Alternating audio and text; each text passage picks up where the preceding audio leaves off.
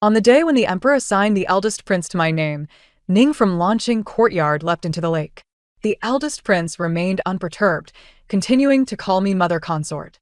It was only upon receiving the news of Ning's demise that he was struck with fear, his eyes reddening. From that moment onward, he demonstrated utmost reverence and filial piety, treating me as his biological mother. However, all of this changed once he ascended to the throne. If it were not for you persuading Father Emperor to send me away, my mother consort would not have sought to end her own life. He condemned me to keep vigil for Ning, using my blood to transcribe Buddhist scriptures in a futile attempt to atone for my sins. Upon learning of this, my maternal clan led a group of ministers to voice their concerns. He executed my entire family with a single treasonous missive. In the dimly lit dungeon, I endured daily scoldings and beatings from the eunuchs he sent, yearning for death yet unable to attain it. When I opened my eyes once more, I returned the eldest prince, who had fervently called me mother consort, back to Launching Courtyard. He was thrown into a state of panic. 1. The child shall henceforth diligently remember the teachings of his beloved mother, prioritizing her wishes above all else, and will never betray her profound affection. As I remained momentarily unresponsive, Huizhu softly urged me at my ear, suddenly snapping back to reality. I was only certain of my rebirth upon witnessing the 9-year-old Fu Yuan kneeling before me, presenting a scroll of paintings with both hands. I took a deep breath. My tone steady and unruffled. Rise. Huizhu accepted the artwork and unfurled it before me. Your Highness, this portrait of the Crown Prince is truly exquisite, rendering you akin to a celestial being. Look. She had barely finished her sentence when a small palace maid rushed in, flustered. Oh no, oh no. Ningda Ing from Launching Courtyard has jumped into the lake. Before I could utter a word, Fu Yuan's youthful voice rang out. What a preposterous act. A concubine's suicide is a grave crime. If she wishes to die, let her do so. Such trivial matters should not trouble my mother. In my previous life, Fu Yuan was indeed indignant upon discovering that his biological mother sought death. I intended to command someone to rescue her, but he insisted that Ningda Ying's desperate act was merely a ploy to win him back, displaying the demeanor of a rustic village woman, urging me to disregard her. I believed his words, merely sending a few maids to admonish her. Little did I expect that Ningda Ying would truly take her own life, meeting her end. Fu Yuan, frightened, clutched my arm tightly, unwilling to let go. Though I despised Ningshan, I could not help but feel that the child was innocent. In light of his loss of his biological mother and his lowly circumstances, I finally acquiesced to recognize him as my legitimate son. From that moment forth, I had no other offspring and devoted myself to his meticulous upbringing. Fu Yuan came to regard me as his true mother, offering daily greetings and inquiries into my well-being. This image of maternal affection and filial piety transformed after he ascended the throne. He accused me of being the murderer of his birth mother. To absolve myself of this alleged sin, he condemned me to keep vigil over Ningda Ying's spirit, compelling me to inscribe 100 Buddhist scriptures in blood. My maternal clan, in collusion with court ministers, advised him, and with a single letter accusing me of treason, he executed my entire family. I found myself imprisoned in the dungeons, subjected daily to scorn and lashes from eunuchs he sent, yearning for death, yet unable to obtain it. Yet, it was he who obstructed my attempts to save Ningda Ying. With this realization, I pronounced an edict with a fierce tone, notified Chao Yongui of the Internal Affairs Bureau, and summoned the imperial physicians. They must revive her. Huizhu stepped forward to acknowledge my command, while Fu Yuan, still young, could not conceal his astonishment. He widened his eyes, incredulous, and questioned me. Mother, did you not despise that shameless woman? Why then would you save her? Indeed, my loathing for Ningshan was well known throughout the palace. She had been my maidservant, yet took advantage of my pregnancy to climb into bed with the emperor while he was intoxicated. She even sought an audience with the Empress Dowager to plead for her child, causing me to miscarry and suffer lasting ailments that prevented further pregnancies. Now, her support was to become my legitimate son. She had lost completely, so why should I save her? I offered no explanation, issuing a stern decree, send the crown prince back to Launching Courtyard.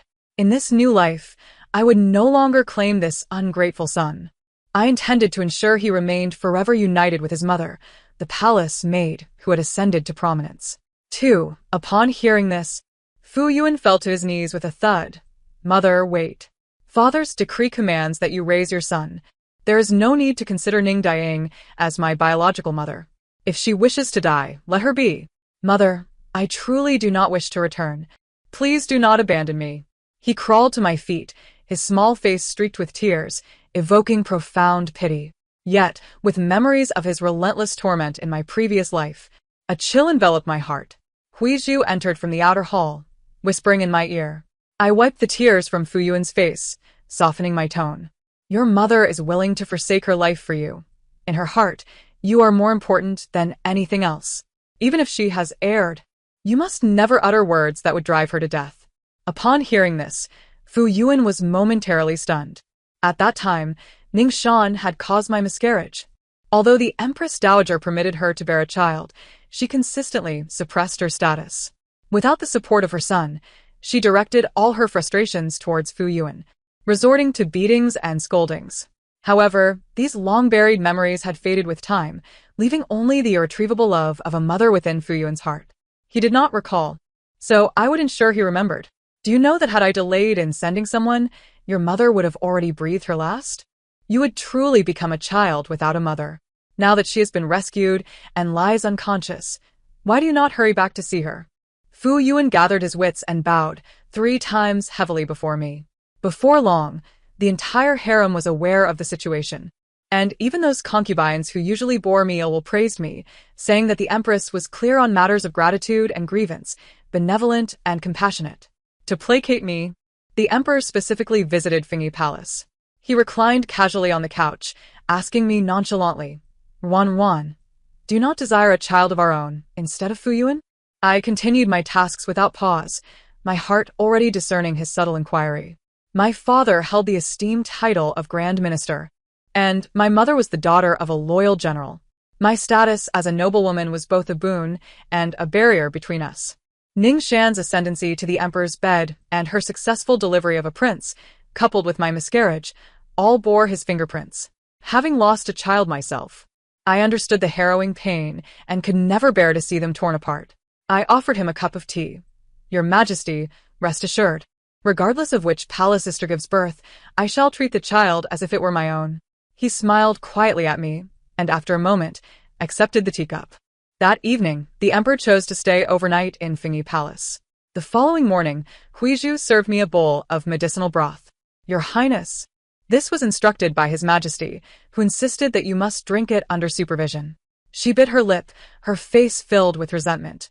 I gazed at the bowl in her hands, a cold smile creeping into my heart. What medicinal broth! This was a concoction laced with musk, leeches, and yellow bark, a potion for infertility. He was attempting to strike a bargain with me. If I abandoned my intention to raise Fu Yuan, I would have to accept this potion that would ensure I bore no more children. Yet in my previous life, I had agreed to raise Fu Yuan, and he had employed the same tactic then. To ease his suspicions, I had willingly consumed it, but now I had changed my mind. Just tell him that my old ailment has flared up again. In order to avoid vomiting, I shall simply not drink it. Bijou convait má intention. The emperor, however, showed no reaction. He merely elevated Ningxuan to the rank of concubine, allowing her to personally raise the prince, while he spent several consecutive nights in Lanqing Palace, showering her with an abundance of gifts. I calculated the time, and once Ning concubine, emboldened by her favor, seized the luxurious silk reserved for higher-ranking concubines, and Fu Yuan caused the snowball nurtured by Shufei to perish, I knew the moment had arrived. 3. The wretched maidservants of Lanqing Courtyard. Relying on the emperor's favoritism, they dare not even bow to me. The woman, plain in appearance and exuding a sense of lowly origin, truly puzzled me as to what the emperor found appealing in her. Furthermore, the crown prince frequently suffered from dizziness and nightmares, and with the emperor absent from my palace for an entire month, he was summoned away before even settling down. On a crisp autumn day, I gathered with several concubines in the imperial garden, their tongues wagging with discontent regarding Ning concubine. Just as I was leaning my head in interest, a clear voice interjected. Sour grapes from those who cannot attain the grapes. Ultimately, it is simply that you lack the ability to win the emperor's heart. A hush fell over the air as I straightened, directing my gaze towards the corner where the speaker, Xian Chongzai, stood. She had only recently entered the palace. sent by a wealthy merchant from Jiangnan as a performer. None of the concubines present engaged her, responding only with disdainful scoffs. Unfazed, Changzai wore an expression of absolute confidence. The gathering dispersed without merriment, and instead of taking a sedan chair, I chose to walk back to Fengyi Palace. Along the way, Huizhu inquired, "Your Highness, do you not plan to take any action? What action should I take? The person sent by my brother must possess some capabilities. We shall simply observe the unfolding events." No sooner had I spoken than I spotted Fu Yuan wielding a whip, directing it at the passing palace maids and eunuchs. I grasped Huizhu's hand and approached him, only for the whip to strike the stone bricks at my feet, causing him to look up at me. Huizhu stepped forward to remind the first prince, "Your Highness, you must pay your respects to Her Majesty, the Queen." He pressed his lips together, slightly bending his knee before standing upright immediately. Huizhu wished to say more, but Fu Yuan suddenly shouted, "If you do not care for me, you'll surely regret it in the future. Mother said that you are like a hen that does not lay eggs, destined to bear no children in this lifetime, and father will surely cast you aside." With that, he turned on his heel and fled. "Your Majesty, the first prince is utterly outrageous." I scoffed inwardly, realizing that Ningpin had grown far too comfortable, lacking the scrutiny over the first prince. It was time for her to face the downfall. I decided to inform Xi and Changzai, and today would be the day. That evening, as Xi and Changzai played the qin under the moonlight in the imperial garden, the emperor, who was en route to the launching courtyard, turned his carriage around. When this news reached me, the imperial physician was in the midst of taking my pulse. "Your Majesty, you are overburdened with worry. You must take care to rest," he advised. I withdrew my outstretched wrist and adjusted my sleeve. The affairs of the palace are intricate, and I have grown accustomed to them over the years. Watching the physician tidy up his pulse pillow, I shifted the conversation. As for the first prince, he has recently been suffering from headaches and fevers. Perhaps you should pay him a visit. "Your Majesty is too kind. I shall attend to it at once," the physician replied. After the physician departed, I settled down to review the accounts, when Huizhu hurried in. "Your Majesty, you truly are astute." A little servant from Ningpin's palace attempted to call the emperor away under the pretext of the first prince catching a cold, but encountered the physician before reaching the splendid palace of Xi and Changzai. What was Ningpin's reaction? I inquired. Ningpin. Upon hearing that the first prince was unharmed, she seemed to breathe a sigh of relief and stayed close by to tend to him. I chuckled softly. It was indeed surprising to see her so attentive. If only she could show such concern for Fu Yuan, he would not be causing a ruckus in my presence. Ensure she is closely watched. Xi and Changzai's foundation is unstable, and we cannot allow her to disrupt our plans. I feigned concern for the first prince's frailty, instructing Ningpin to pray for him in seclusion. The emperor's affection for Ningpin was merely a facade. Now that Xi and Changzai was constantly by his side, he had already cast her aside. When I broached this topic, the emperor assumed I was merely managing the concubines vying for favor and did not delve deeper. Half a month later, one night, Fu Yuan suddenly developed a high fever. Ningpin broke free from the supervising eunuch, kneeling outside the splendid palace with the child in her arms. "Your Majesty, Anur has a raging fever. You must save him." The emperor, awakened by the commotion, was not pleased, but upon seeing Fu Yuan in a state of unconsciousness, his heart tightened. While chaos ensued, I arrived slowly with the physician. The physician placed his hand on Fu Yuan's arm, and after a moment, he exclaimed, "The first prince's condition is critical. Quickly, prepare medicine." After a bowl of medicinal soup was administered, Fu Yuan's condition finally stabilized. I slammed my hand on the table. The first prince was burning with fever. "Why did you delay in summoning the physician, waiting until the situation escalated to the emperor's attention?" The emperor cast a glance, and Ningpin trembled in fear. I tried to reduce the first prince's fever, but alas, it proved ineffective. Anur longs for the emperor. Had it not been for the queen's confinement, he would not have been overwhelmed with worry and caught a cold. What nonsense was this? I had only prohibited you from leaving the palace, not from summoning the physician. Xi and Changzai draped a cloak over the emperor's shoulders, scrutinizing Ningpin from head to toe. "Winter is approaching. How well you are dressed, sister." Yet the first prince arrived wearing only his nightclothes. "He is burning with fever. How could he wear so many layers?" My gaze sharpened. Could it be that you intentionally allowed the first prince to catch a cold in hopes of gaining favor? That is my child. How could I harm him? Ningpin's voice rose sharply, and the chamber fell silent for a moment. Fu Yuan on the bed weakly uttered, "Mother, I do not want to bathe. The water is too cold, I beg you." Ningpin panicked, "Your Majesty, it is not as it seems. Please listen to me." The emperor's face flushed with anger. "Enough. Ningpin, you are to be punished with a year's salary reduction and confined for 3 months. The farce concluded, and the crowd dispersed. I sat quietly by the bedside, observing Fu Yuan's fluttering eyelashes, and coldly remarked, "Stop pretending." He froze, immediately opening his eyes to glare at me, his gaze filled with malice. "Why do you not care for me? Mother, what must I do for you to save me from this?" I could not help but smirk. How amusing. Was this not the mother he recalled? Why, in this second life, did he wish to escape? I tucked him in with the blanket. "What are you saying? Perhaps the fever has muddled your thoughts." His gaze turned icy. "You deceive me. You said I meant everything to her, yet she has only ever cared for father. For silks and jewels. I cannot summon father. She calls me worthless. You know everything. Why do you not help me? Why not take me away from her?" Fu Yuan questioned me hoarsely, and I blinked innocently. "If your own mother treats you this way, how could you expect that I, a stranger without blood ties, would not abandon you? After all, the emperor has no legitimate heir. You cannot bear children, and I am your only escape." He raised his flushed face into a knowing smile. "So it is." My expression gradually grew cold. "The first prince must recover here. Ningpin is still waiting for your return."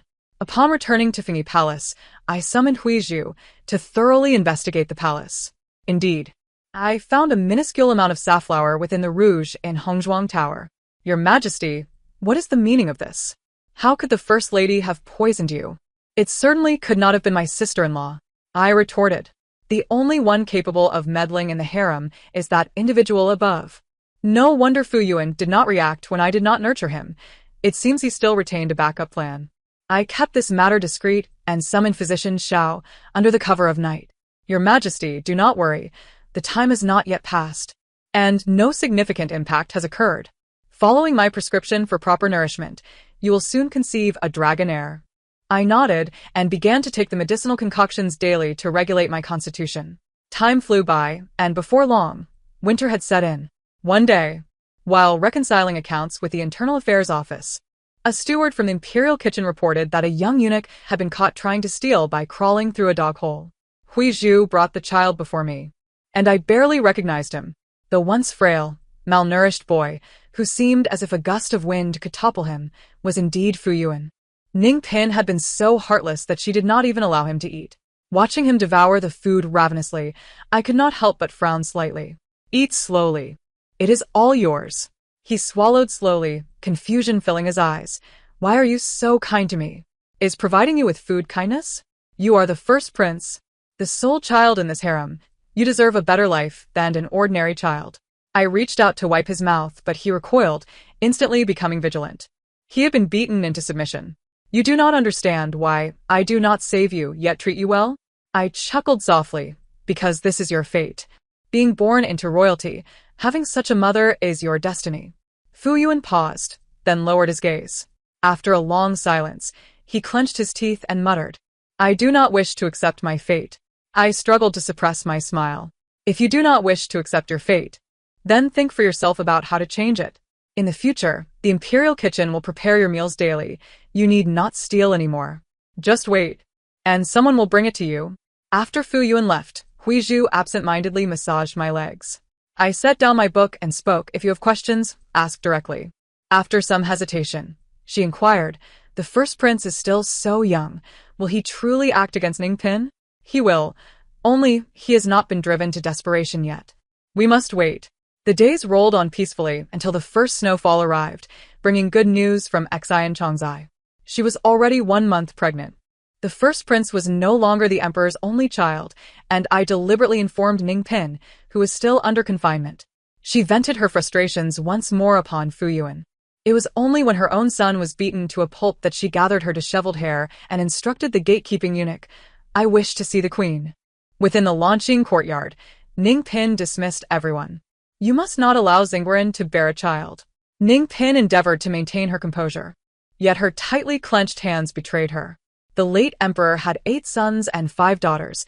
For the women of the harem, bearing offspring for the sovereign was their solemn duty. With so many women at the emperor's disposal, do you truly believe you can eliminate them all? I find it amusing that while others are forbidden to conceive, only she, a mere bedservant, is deemed fit to do so. Observing Ningpin's furrowed brow in contemplation, I continued, Ningshan, your ambitions as a palace maid are rather excessive. I advise you to abandon this futile desire while you still can. Suddenly, as if struck by a revelation, she lifted her gaze sharply. I may be of lowly status, but what of you? And I countered, I shall bestow Anur upon you, and in return, you shall assist him in ascending the throne. Together, we shall become Empress Dowagers, a mutually beneficial arrangement. How clever I was! What use were the accolades of favor when Anur could ascend? Everyone would heed my commands. Ningshan's eyes gradually grew wild, and inwardly, I cursed her foolishness.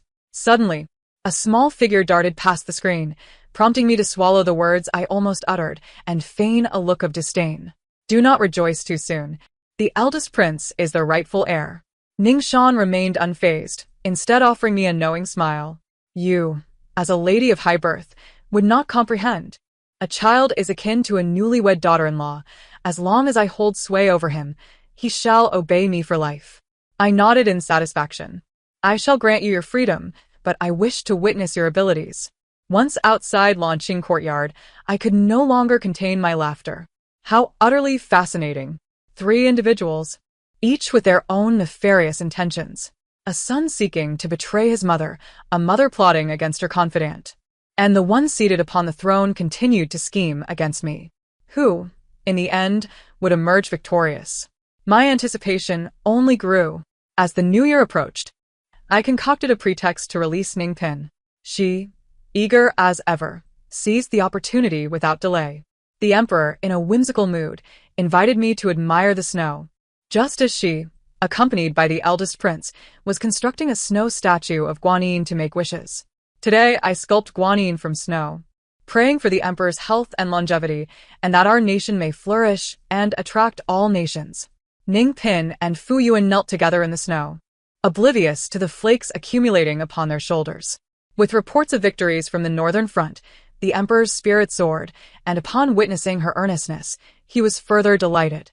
Your sincerity is evident, beloved concubine. It brings me great comfort. The emperor approached to assist her up, and I feigned a sour expression, making a mockery of their display before allowing them to continue. Ningpin regained her favored status, adopting a gentler demeanor devoid of her previous manipulations, and the emperor appeared to harbor genuine affection for her. Just as I awaited Ningpin's next move, I unexpectedly encountered Fu Yuan. That woman is about to take action. His words halted me abruptly. I had overheard her conversation with a young eunuch. They had procured a drug known as Huanxin San from outside the palace. Huanxin San? The woman claimed that its initial use would present no symptoms, but with prolonged consumption, it would disturb the mind, induce frequent hallucinations, and ultimately lead to madness and organ failure. I gasped sharply. Ningshan possessed audacity beyond measure to conspire against the emperor. Why have you come to inform me? He hesitated briefly before responding earnestly. I do not wish to be her pawn, nor do I desire my father's demise. Yet your mother is paving the way for you. Should anything befall the emperor, you would have a rightful claim to the throne. Do you truly not wish to occupy that position? He met my gaze directly, remaining silent. He was not yet cornered. If he revealed the truth to the emperor, Ningshan would not survive the night. I waved him away. Return, then. If you do not see me tonight, the emperor will remain unharmed. A splendid opportunity to employ another's hand. What a pity that he could not perish just yet. I located the young eunuch Ningpin had bribed. He understood he had nearly committed an unforgivable crime, and after considerable effort, my people managed to persuade him to exchange Huanxin San for Jiyu San. The young eunuch believed this to be a fortifying medicine for men, unaware that long-term use would render them sterile. Indeed, the emperor began to frequent the harem more and more, sometimes even inviting concubines to serve him during the day. On the 20th day of the 12th month, Dr. Xiao came to check on my health. Your Highness is recovering well. should you receive the emperor's favor around the time of your menses, the likelihood of conceiving a prince is significantly heightened. I expressed my gratitude to Dr. Xiao.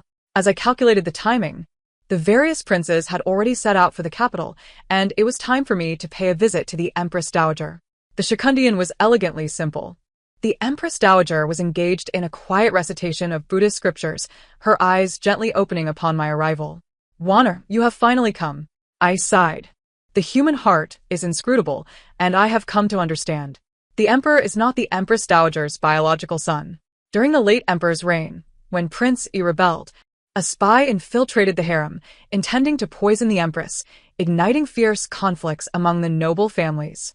Noble concubine Rong unwittingly consumed the poisoned wine, becoming the scapegoat for the Empress Dowager. They shared a sisterly bond, and until her dying breath, she bore no resentment, entrusting her own flesh and blood to the Empress Dowager's care. The Empress Dowager had always cherished noble concubine Rong's kindness, not only assisting the current emperor to ascend to the throne but also introducing me, who had been betrothed to Prince Jing since childhood, to the emperor. Yet the emperor was ungrateful, believing the Empress Dowager responsible for noble concubine Rong's death. Even after ascending the throne smoothly, he remained distant from her. The Empress Dowager before me was not unlike the version of myself from a previous life. Prince Jing was returning to the capital. The Empress Dowager's calm demeanor finally rippled with emotion. Ever since the emperor's ascension, he had abandoned everything to guard the northern borders, remaining away for 7 years. Yet to marry, harboring resentment towards me. I have wronged him, and I have wronged all of you. She closed her eyes, tears tracing down her cheeks. I helped her wipe them away. "Aunt Fun, please assist me. I wish to have a child." The Empress Dowager's eyes widened in shock as she stared at me. I placed before her the preparations I had long since made.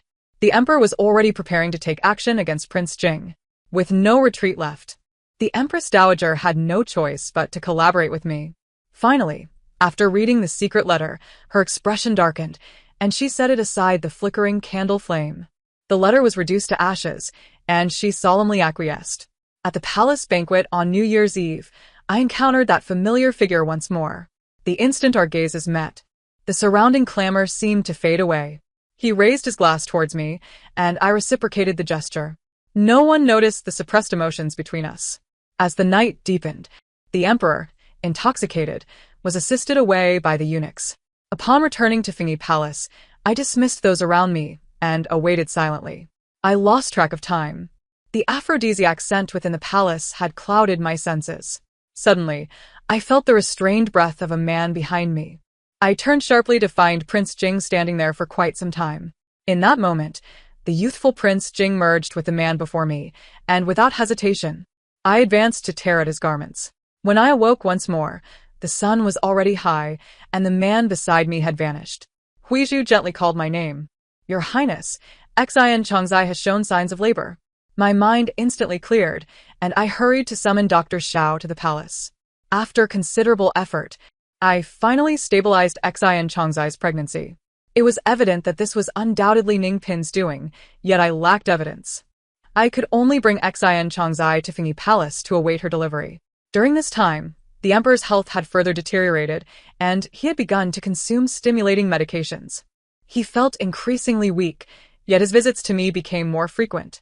"It is you, the Empress, who brings me peace. Those women were all consumed with thoughts of conceiving. Yet you alone bring me genuine joy." I concealed my mocking smile behind a handkerchief. He remained oblivious to the fact that the potency of the drugs in my palace was far greater. A combination of Huanxin San and a double dose of Jiyu San. As I observed him lying beside me, his gaze growing increasingly dazed, a wave of nausea washed over me. My child had acquired a name, and my patience had reached its limit. It was time to compel Fu Yuan into action. As the winter snow began to melt and the gentle spring breeze blew, Ningpin repeatedly urged me to register Fu Yuan under my name. Yet I chose to ignore her entreaties. She was aware that I had no intention of collaborating with her, yet she boldly ventured into the palace of the noble concubine. Indeed, she chose wisely. Among all the concubines in the harem, only the noble concubine held greater power than I. However, the noble concubine certainly remembered the incident involving the snowball that Fu Yuan had carelessly thrown to its demise. As soon as Ningpin departed, She personally arrived at my palace. She informed me that Ningpin was prepared to fight with all her might. I instructed the spies in Launching Palace to relay to her that the flower appreciation banquet in early spring would present the perfect opportunity for action. She could exploit Fu Yuan to render me irretrievably lost. As expected, Ningpin fell into the trap. That day, I deliberately avoided the crowd, standing alone on the bridge, quietly gazing at the willows swaying by the riverbank. Before long, Ningpin approached with Fu Yuan in tow. A casual glance revealed the increasing malice in his eyes. What place do I occupy now that the Empress has faltered? I redirected my gaze towards her. Your audacity is astonishing. How dare you lay hands on the Emperor? The arrow that has been loosed cannot be recalled. Having commenced this course, I must see it through to the end. If the Empress will not ally with me, then she is my adversary. With that, she scooped up Fu Yuan and unceremoniously cast him into the lake. With a resounding splash, the enormous sound of his plunge startled those on the shore, and without my command, they hesitated to approach. I feigned shock, waiting a moment before calling out. Surrounding eunuchs hurriedly fell into the water to rescue him, while I clutched the handkerchief in my grasp tightly. Even a tiger does not consume its young. Are you truly unafraid of your son's demise? Ningpin raised one corner of her mouth in a smirk. I have long taught him how to hold his breath. My son will not perish. He shall emerge as the ultimate victor. You have truly lost your mind. The river's waters in early spring are frigid. Falling in feels like being pricked by countless needles. When Fu Yuan was rescued, his body was stiff, and his lips were turning purple. The Emperor and Empress Dowager were both alarmed, and Ningpin threw herself in front of Fu Yuan, wailing. The Empress's heart is indeed ruthless. You conspire with Xian Chongzai, seeking my son's life. The Emperor has little time left. Anur is the only child in this palace, destined to become the crown prince. Do you intend to kill him to incite rebellion? Absurd. Even if you falsely accuse me, the Emperor is in the prime of his life. How dare you curse him? The Emperor's focus was already on rebellion, and upon hearing my words, his eyes narrowed dangerously. I have little time left. Ningpin trembled all over. She finally realized the magnitude of her blunder. Many officials and their families were present for the stability of the court. The Emperor's health issues had always been a closely guarded secret, yet she had brazenly spoken of it in public. Indeed, some began to advise, the Emperor's health is precarious. It is imperative to establish a crown prince swiftly. The Empress has been childless for years. The birth mother of the first prince is merely a palace maid, and the gender of the child in Xian Chongzai's womb remains unknown. Must we truly? Enough! The Empress Dowager's voice rang out, silencing all present. The Empress is already 3 months pregnant. The Emperor's ailments are merely minor issues. The matter of the crown prince shall be discussed later. The Emperor's sharp gaze swept towards me, and I returned his look with a gentle smile. In the blink of an eye, he suddenly spat out a mouthful of blood.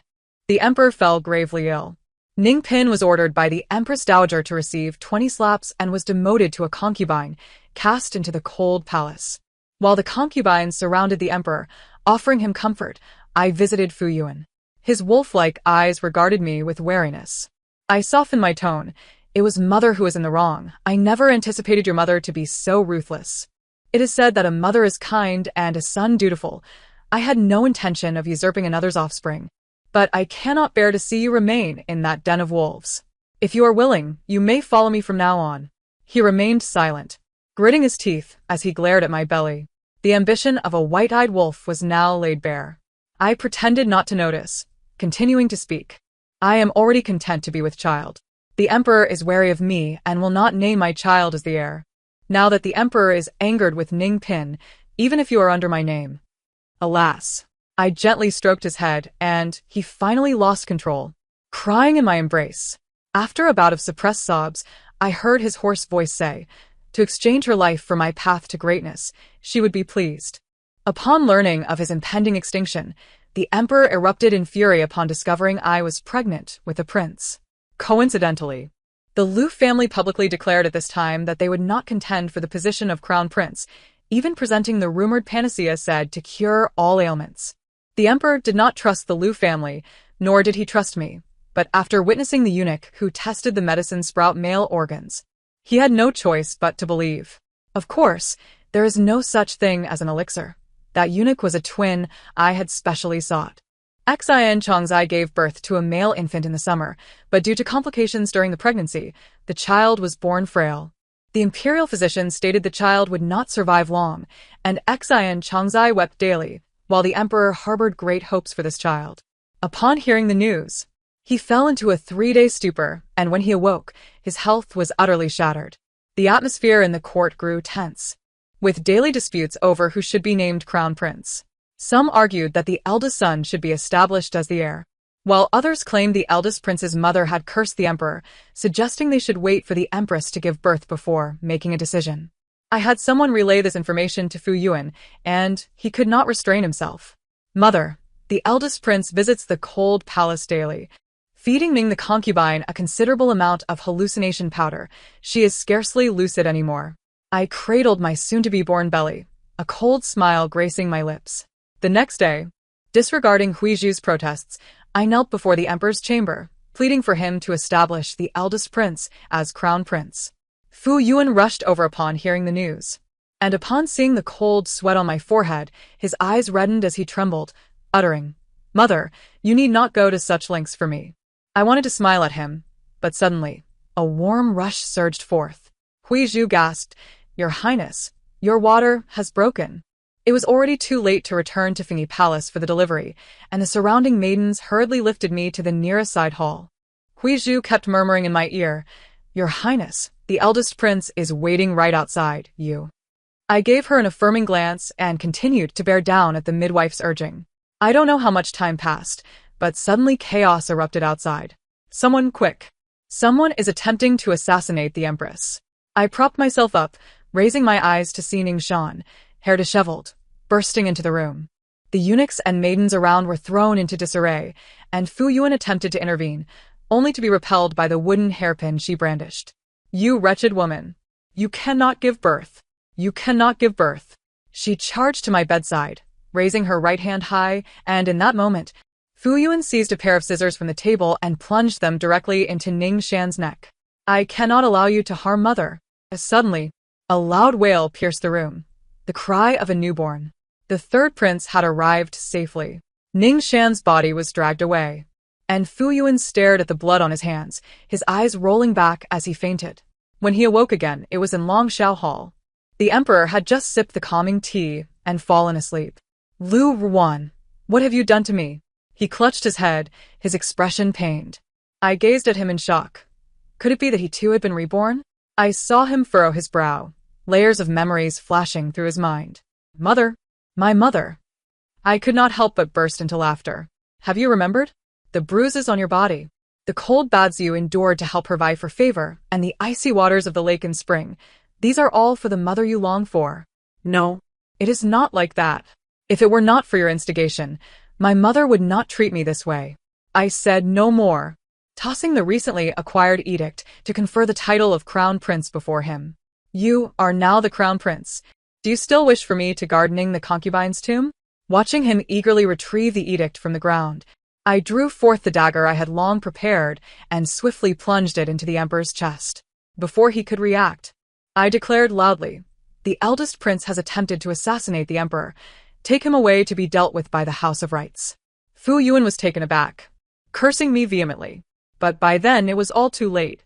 The emperor passed away, and to prevent chaos, the Empress Dowager decreed that Prince Jing return to the capital to oversee the situation.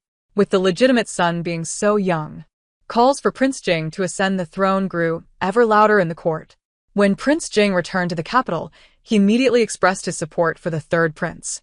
The Liu family, no longer in silence, rejoiced as my dear Nyener finally ascended the throne. At the grand ceremony of coronation, I held my Nyener, who had just celebrated his first month, sitting atop the elevated platform, exchanging a smile with the regent beside me. From this moment forth, my life felt utterly fulfilled. The story concludes here.